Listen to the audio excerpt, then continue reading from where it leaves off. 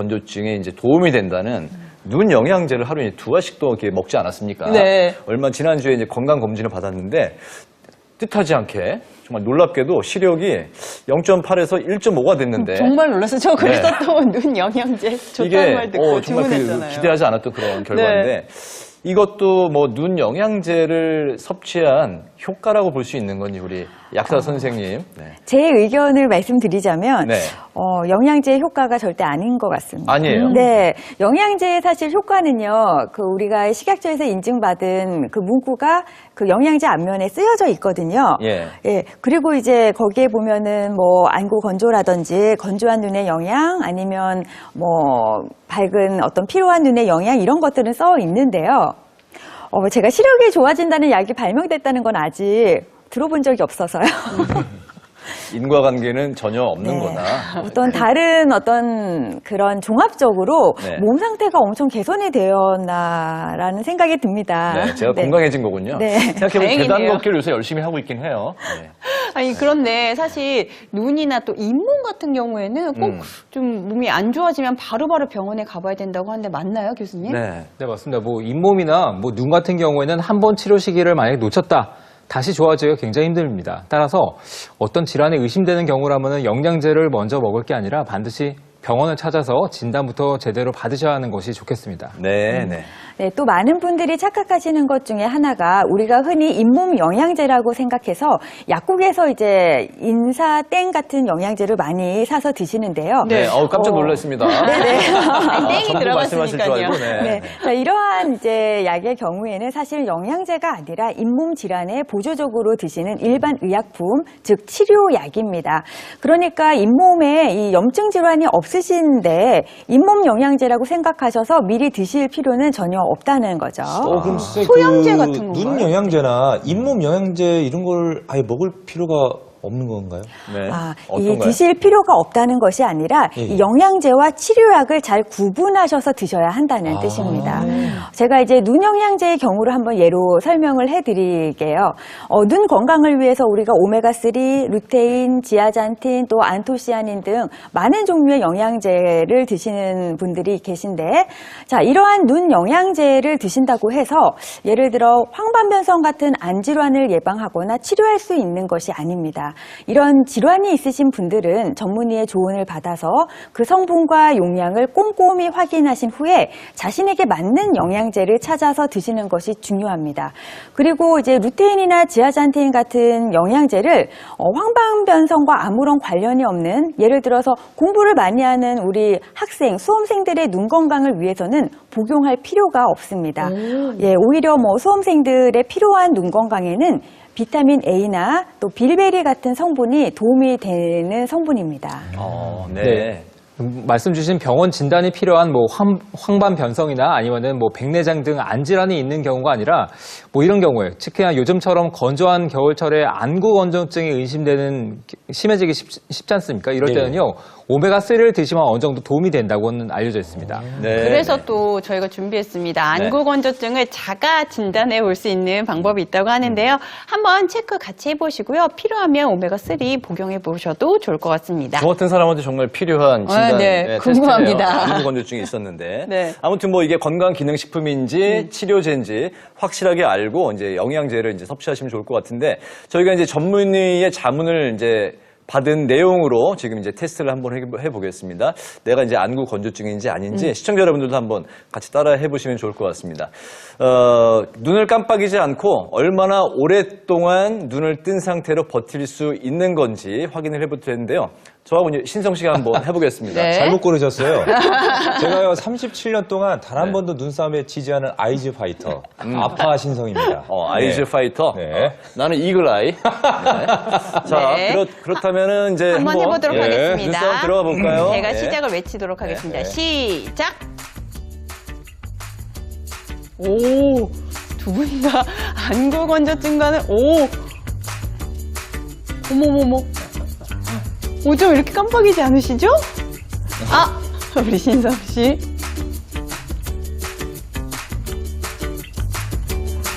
눈이 터질 것 같아. 독하네. 다 정말 신성 씨 20초 독해. 정도 하신 것 같아요. 유시울이 빨개지셨네요. 네. 대단하신데요? 몇 초 나왔어요? 두 분 다 거의 한 20초 가까이 버티신 것 같아요. 아. 이게 보면요. 네. 일단 10초 이상 눈을 깜빡이지 않고 버틸 수 있다면 정상이고요. 네. 5에서 10초가량 버틸 수 있다면 안구 건조증을 의심해 볼 수 있다고 합니다. 그리고 만약 눈을 깜빡이지 않고 5초 이상 버티지 못한다면 네. 안구 건조증이니까 병원 치료가 좀 시급하다고 합니다. 네. 꼭 진료를 받아보시기 바랍니다. 두 네. 분의 안구 건조증과는 전혀 상관이 없네요. 네, 저 겨울에도 자면서 막 깨는데 새벽에 눈이 진짜요? 뻑뻑해서. 네. 지금은 그냥 힘으로 하신 건가요? 네, 아무튼 눈물 좀 닦아야 되겠습니다. 네. 자, 그 안구 건조증 이제 자가 진단에 이어서 이번에 그 잇몸 건강을 알 수 있는 방법도 있다고 하는데요. 이 방법도 전문의의 자문을 받아서 저희가 테스트를 준비를 했습니다. 어떤 방법이냐면 내 잇몸의 색깔을 보면 내 몸의 그 잇몸 건강도 오. 확인을 할 수 있다고 그래요. 신성 씨. 아, 너무 궁금해요. 네. 빨리 알려주세요. 빨리. 자, 먼저 네. 각자 자리에 놓인 거울로 자신의 잇몸의 색깔이 분홍색인지 또 붉은색인지 검은색인지 확인해 보시면 되는데요. 지금 화면에서 보이는 것처럼 검은색, 분홍색, 아주 짙은 빨간색처럼 보이는데 한번 확인을 해볼까요? 보통 이제 저 세 가지 중에 이제 한 가지 색깔이라는 거죠. 네네. 아니, 제 입은 붉은 건지 분홍색인 건지 궁금하네요. 이렇게. 네. 내가 봤을 때 약간 분홍색 같기도 한데요. 분홍색. 저도 약간 분홍색처럼 보이는 것 같아요. 네, 저도 뭐 확실한 이제 분홍색인데, 예. 분홍색, 그리고 신성 씨는 또 분홍색. 예, 저도 분홍색. 다 분홍색. 다행이네요. 네. 저희가 모두 건강한 것 같은데요. 근데 잇몸이 일단 저렇게 이제 검정색도 있네요. 검은색일 경우는요, 잇몸 질환이 있거나 충치가 있다라고 생각할 수 있는데, 멜라닌 색소가 침착된 거라고 합니다. 또 잇몸이 붓지 않고 분홍색이라면 다행히 저희처럼 건강한 잇몸이고요. 네. 잇몸이 붓고 색이 붉다면 치은염을 의심해 볼 수 있다고 합니다. 치은염이 심해질수록 잇몸색이 더 붉다고 하니까요. 이 잇몸이 좀 많이 빨가신 분들은 꼭 한번 치은염을 확인해 보셔야 될 것 같아요. 네, 맞습니다. 뭐 치은염이 있을 때는요, 잇몸 영양제를 섭취하면 순간적으로 염증을 없애거나 피를 멈출 수는 있겠지만 사실 근본적인 치료는 되지 않는다는 걸 꼭 명심을 하셔야 되겠습니다. 잇몸 질환의 주요 원인은요, 치아에 붙어있는 세균입니다. 이 세균을 없애야지만 하는 어떤 근본적인 치료가 꼭 필요한 상황이지 때문에 반드시 치과 치료를 병행해야 하고요. 뭐 스케일링을 주기적으로 하신다거나 아니면 양치를 잘하는 것이 잇몸 건강에 매우 더 중요한 역할을 하기 때문에 그 점 명심해 주셨으면 좋겠습니다. 저는 잇몸 색깔은 이제 분홍색이라 이제 정상인 것 같은데, 네. 예, 매년 그 잇몸이 주저앉고 있다고. 그래서 아무튼 잇몸 건강, 이 중장년층이 아주 주의해야 되고 네. 챙겨야 되는 그런 건강입니다. 이게 잇몸금이 무너져버리면 우리가 이제 씹지를 못하잖아요. 맞아요. 여러 가지 정신적으로도 또 이제 뭐 우울증도 올 수 있고 하니까 이제 우리 건강을 잘. 저작 기능이 굉장히 중요하다고 하더라고요. 네, 무슨 기능이요? 저작 기능, 씹는 기능. 네. 저 그 계속 운동하잖아요, 이렇게. 이게 뭔지 아세요? 그게 뭐예요? 잇몸 일으키기. 이렇게 하면 잇몸이 이렇게 되는구나. 예, 잇몸 일으키기. 그렇죠. 아유, 괜찮았어요. 네, 괜찮았습니다. 야, 오늘 멘트 중에 제일 괜찮았어요.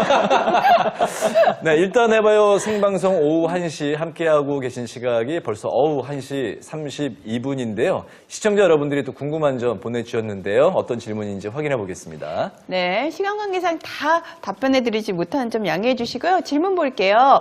지금 복용 중인 오메가3가 EPA와 DHA 합이 600mg이면 하루 2알 먹어야 될까요? 표시에는 하루 한 알이라고 하는데, 이거 좀 어떻게 먹어야 될까요? 아까 합이 900 이상이래야지 한 번 먹을 수 있다고 말씀하셨었죠, 선생님? 네, 이 오메가3의 효능을 보시면은 크게 세 가지가 있습니다. 하나는 혈행 순환을 원활하게 하는 거고, 또 한 가지는 중성지방의 수치를 낮춰주는 거고, 이제 마지막으로 건조한 눈을 좀 촉촉하게 해주시는 건데요. 이 세 가지를 모두 충족을 시키려면은 900mg 이상이 되어야 합니다. 그런데 사실 식약처에서는 이 500mg 이상이 되어도 이 세 가지 중에 한 가지 뭐 혈행 순환은 도움을 받으실 수 있기 때문에 안 드실 필요는 없으신데요. 사실은 이 세 가지를 충분히 효과를 누리고 싶으시면 하루에 2알을 지금 드셔야지만 되시는 상황입니다. 그럼 저분은 그렇군요. 하루에 1200mg을 복용하시는 셈이 되네요. 네.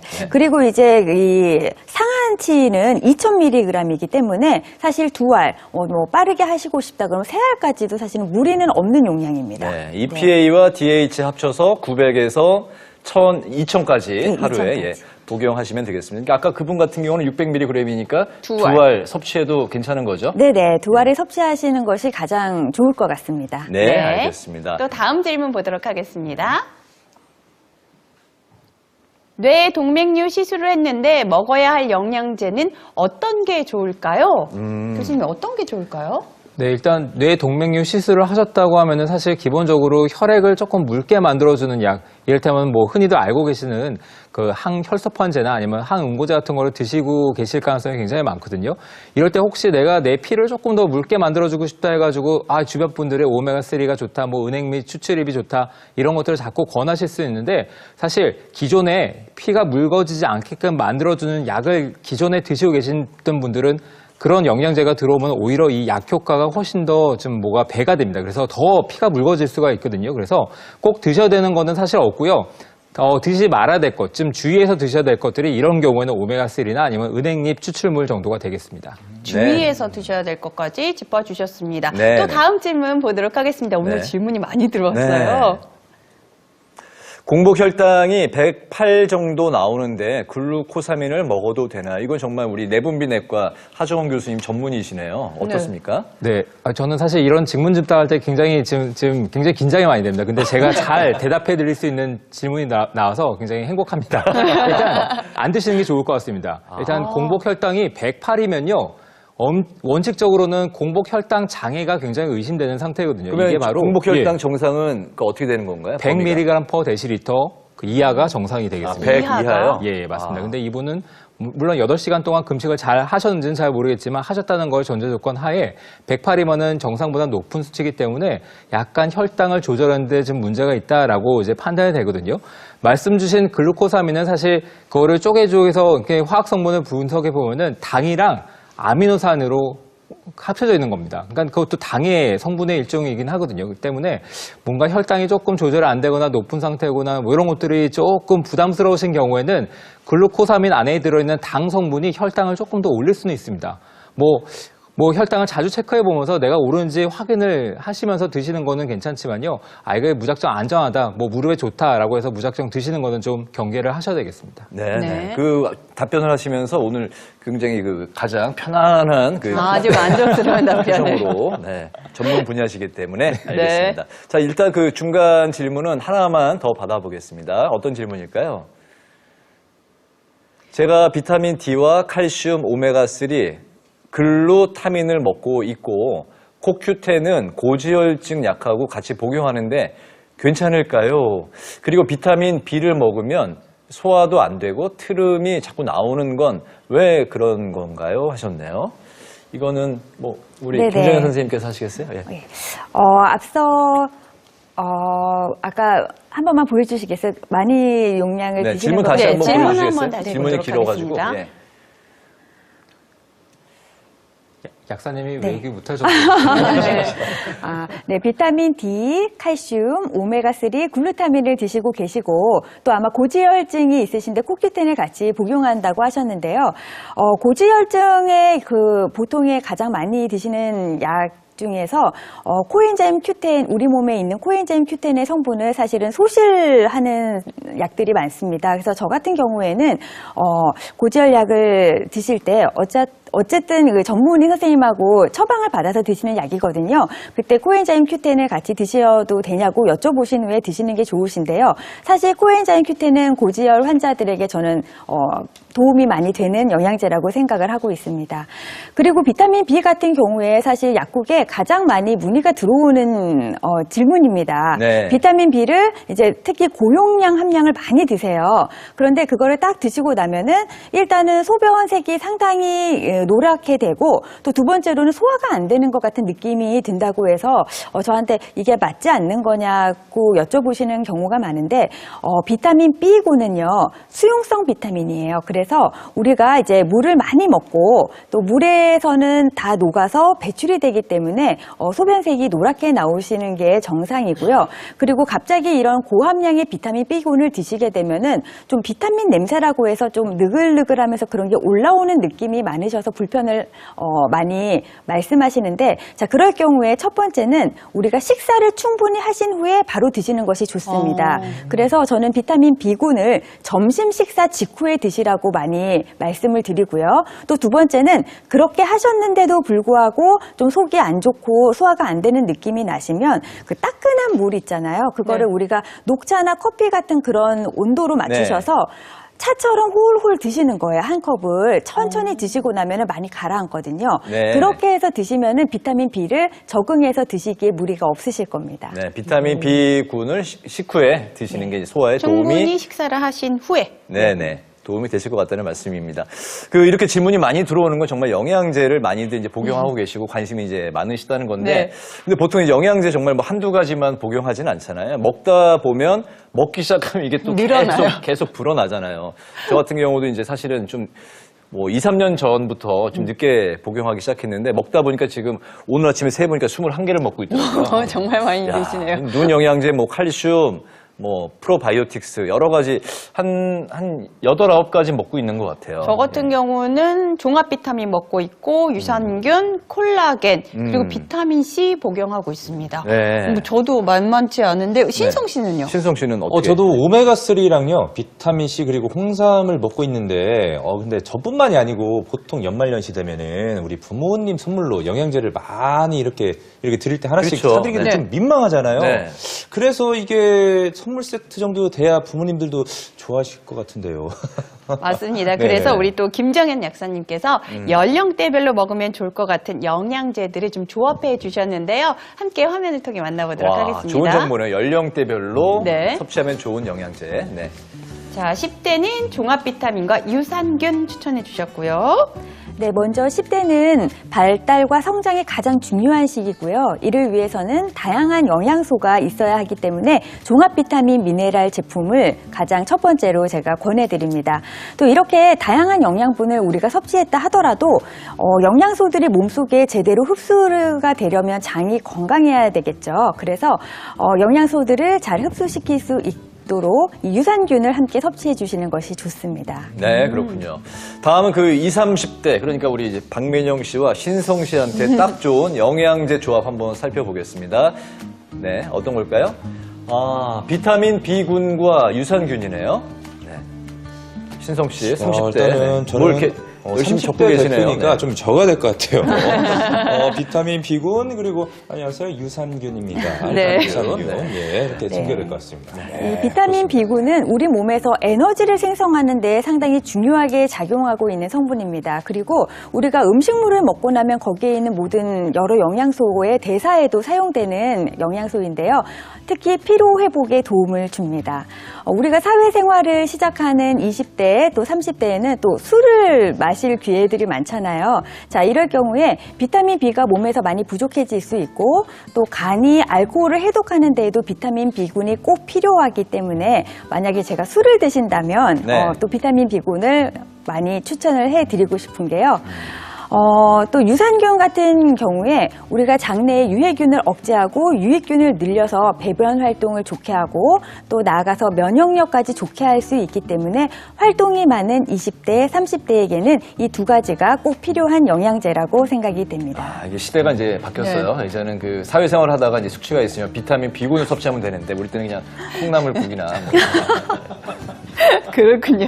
자, 다음은 격세 시간입니다. 비타민 B군. 네. 자, 선배님이 주의 잘 살펴보셔야 될 40대, 50대를 위한 맞춤 영양제 보도록 하겠습니다. 네, 40, 50대에게는 이제 마그네슘, 오메가3, 또 유산균을 추천드리고 싶은데요. 원활한 혈액순환은 건강의 기본이라고 할 수 있거든요. 특히 오메가3는 혈액순환은 물론이고 중성지방의 수치를 낮추는 데 도움을 주고요. 또 마그네슘은 심장의 박동을 정상적으로 유지시켜주고 인슐린 조절에도 도움이 되는 중요한 성분이기 때문에 성인병이 많이 발생하는 40, 50대에는 꼭 필요한 성분이라고 할 수 있습니다. 또 유산균 역시 필수적으로 저는 모든 연령대에 다 권해드리고 있는 영양제입니다. 좋고. 네, 알겠습니다. 유산균은 네. 일단 먹고 있고 저는 이제 앞으로 마그네슘을 좀 먹어야 되겠다. 내년에 40이 되니까 꼭 마그네슘 챙겨 먹어야 되겠다는 심장 생각을 안정에 했습니다. 도움을 주고 그리고 인슐린 조절에도 또 도움이 준다고 음. 하니까 이제 점점 더 나이 들수록 도움이 되는 그 영양제인 것 같아요, 마그네슘. 자, 이번에 그 마지막으로